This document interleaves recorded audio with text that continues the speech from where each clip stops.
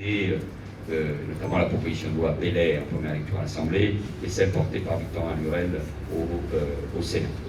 L'idée, mais je vais en parler tout à l'heure aussi en Martinique, c'est d'essayer de regrouper toutes ces bonnes énergies, toutes ces propositions, en les confortant dans le dialogue, pour qu'au niveau législatif, on verra dans quelles conditions, on puisse avancer réellement. Et en parallèle, il faut avancer sur les questions fiscales et économiques. Je ne sais pas si ça s'appellera une loi Valls, je me méfie beaucoup de cela, mais en tout état de cause, il faut qu'on avance. Par exemple, c'est clair que sur l'octroi de mer, ça ne sera pas dans un texte de loi à vie chère. Sur l'octroi de mer, il faut avancer. J'ai entendu ce qui était dit qui me paraît juste et intelligent, évidemment.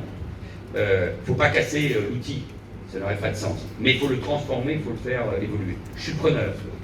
On va avancer là-dessus. Je suis preneur. J'espère qu'on sera encore au moment du projet de loi de finances 2026. Je suis preneur là-dessus parce que moi je respecte l'autonomie des collectivités locales. Il y a évidemment la capacité de l'asseoir sur la consommation, mais travaillons là-dessus avec les collectivités territoriales, avec les acteurs économiques. Je pense qu'on peut être efficace. Et après, sur la vie chère, frais d'approche, concurrence, contrôle, transparence. Je suis heureux que les consommateurs s'investissent, et si possible en chantant, sur ce sujet-là.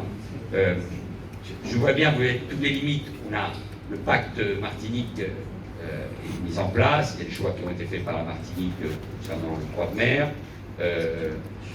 L'État a pris ses responsabilités sur la TVA, mais on voit bien que la transposition en Guadeloupe a évidemment, c'est-à-dire a ses limites. Donc il faut qu'il y ait un ensemble de mesures sur le plan économique, sur le plan fiscal, sur le plan des normes et évidemment sur la vie chère. Moi je suis déterminé à avancer.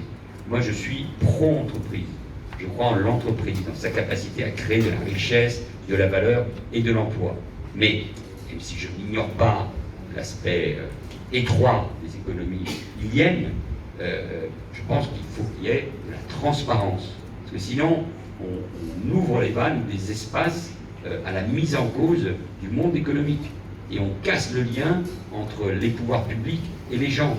Et les gens ne comprennent pas ce que les uns et les autres ont pu dire sur les différences de prix. Alors il n'y a pas une seule mesure qui règle le problème. Bien évidemment, question des transports, question du gazoil, les problématiques que vous avez les uns et les autres l'ont parfaitement évoqué. On travaille sur la question des tarifs d'export. Sur tous ces sujets-là, on est en train de travailler. Mais je suis très déterminé, peut-être que les questions se posent différemment sur les territoires, moins en Guadeloupe, plus en Martinique, vous le savez, il y a une histoire. Je suis très déterminé à avancer sur ce sujet-là, pour que nos concitoyens comprennent